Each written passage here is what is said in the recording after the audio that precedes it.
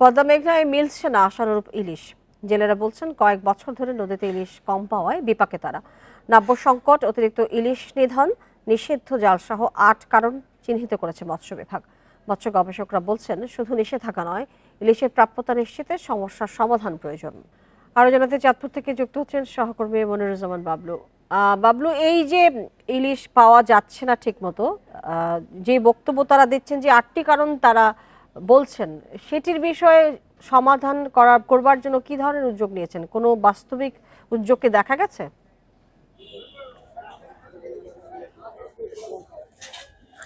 আপনি জানেন যে ইলিশের বাড়ি চাঁদপুর ইলিশে ভরপুর, এমন প্রতিপাদ্য নিয়ে কিন্তু ইলিশের বাড়িকে নিয়ে কিন্তু একটা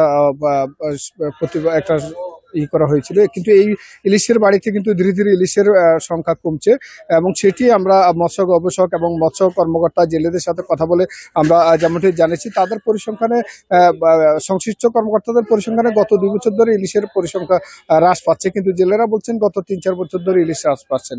আর এর কারণটি কিন্তু যে 8টি কারণ বলা হয়েছে, নদীতে নাব্যতা সংকট এবং নদীতে পানি দূষণ এবং নদীতে যে মা ইলিশ নিধন, জাটকা ইলিশ নিধন এবং এখানে 6 সেন্টিমিটারের কম যে জালের ব্যবহার এবং কারেন্ট জাল ব্যবহার এবং অতি আহরণ, এই সবকিছু মিলিয়ে কিন্তু 8টি কারণকে তারা চিহ্নিত করেছেন। আপনি যেমনটি বলেছিলেন যে এই বিষয়ে সমাধানের জন্য তাদের যে উদ্যোগগুলো, সেই উদ্যোগগুলোর মধ্যে আমরা এই চলতি বছরের মাঝামাঝিতে কিন্তু মৎস্য বিভাগ এবং গবেষণা ইনস্টিটিউট থেকে কিন্তু মৎস্য মন্ত্রণালয়ে 25টি যে ডুবোচর চিহ্নিত করে পাঠানো হয়েছে এবং সেই ডুবোচরগুলো ক্রমেই যদি কাটা হয় তাহলে কিন্তু এই মাছের যে চলার যে পথ সেটি সুগম হবে বলে মৎস্য গবেষকরা জানিয়েছেন।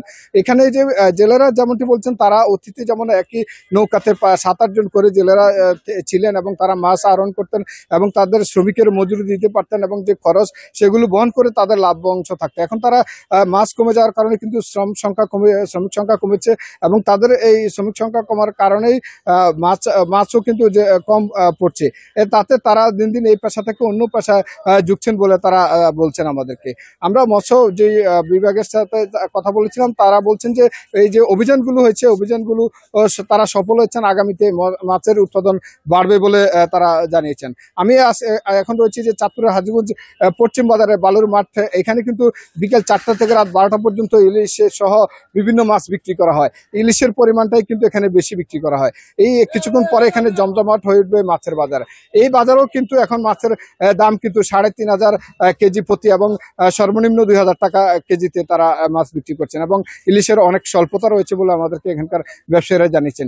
এভাবে চাঁদপুরের যে মৎস্য আড়তগুলো, মৎস্য বাজারগুলো রয়েছে, সবগুলোতে কিন্তু ইলিশের এই ভরা মৌসুমের কিন্তু ইলিশের প্রাপ্যতা অনেক কম। নদীতে যেমন মাছ কম পাচ্ছে এবং ঘাটে কম আসছে, বিক্রি কম হচ্ছে, দামটা বৃদ্ধি পাচ্ছে। এই বিষয়ে মৎস্য যে গবেষণা কেন্দ্র রয়েছেন, তাদের প্রত্যাশা যদি অতি আহরণ যদি বন্ধ করা না যায় তাহলে কিন্তু এই ইলিশের যে ছোট সাইজগুলো ধরে ফেলা, এইগুলা কিন্তু ভবিষ্যতে হুমকির মুখে হয়ে দাঁড়াবে।